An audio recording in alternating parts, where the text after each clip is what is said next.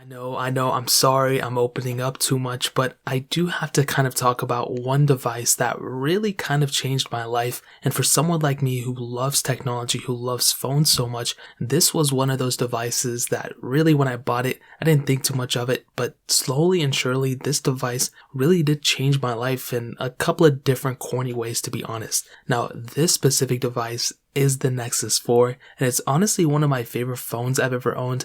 And it's weird because I use an iPhone as an everyday device, but one of the phones that really impacted me the most was my Nexus 4. And the main reason for this was because this was a stock Android device that was a budget phone that gave me one of the best experiences I've ever had in my life. Now, the backstory behind how I even got this phone is funny because I bought a HTC First for like $20, and then I ended up trading the HTC First for a Nexus 4, which didn't make any sense to me. I don't know why anybody wanted to do that. And this was like years and years ago. And then I ended up using this Nexus 4. It had a cracked back. The camera flash on the back totally popped out as well. But I ended up using that device for about 2 years. And what I learned from using that phone was one, you don't have to have the flagship to have a great experience with the device, but also the other thing was you can really customize a phone to your liking and really make it do whatever you want to. And what I mean by that is this phone really opened me up to the custom ROM community and just the development community behind phones in general. Now, with iPhones, I didn't really get that sense until I jailbroke my phones and I started installing tweaked apps and different things like that, which is a whole other story.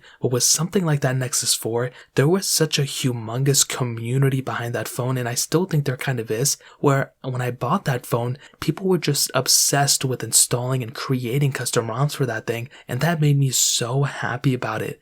I never really owned a phone before that where I felt like, wow, this phone gets better and better each single day and I can go on some forum and people are talking about it. I really never got that feeling, and I did have an iPhone 3GS at the time, but it was totally cracked and it wasn't my main phone. It was like my iPod at the time, and that Nexus 4 really did do it for me. And I was installing random custom ROMs, which I really wouldn't recommend anybody doing, but that device for that caliber, for that price that I paid for it, ended up being one of the best phones I ever owned. And for that cheap price tag, I mean, it opened me up to a complete new world of development and just not relying on the, people who actually gave you that phone to rely on updates and apps and, all this other stuff. And that really brought me into the cheaper phone community as well. Before then, I always looked at the Samsungs and the iPhones as being the top tier, mostly the iPhones. But after owning that phone and watching all the comparisons and reviews of it, it really got me into the technology community of, I think, YouTube.